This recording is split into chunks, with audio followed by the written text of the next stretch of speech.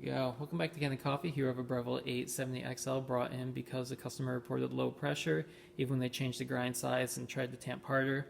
And we found out it was actually just the grinder was dirty, and so it couldn't grip and grind the beans as fine as it needed to. So here we have it working, and we've got it at setting, 3?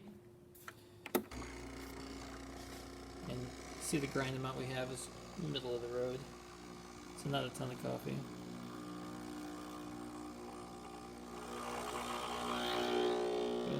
Pressure goes up, espresso comes out.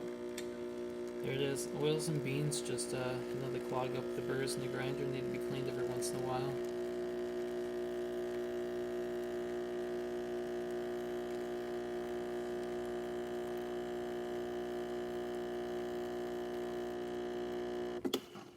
Boom.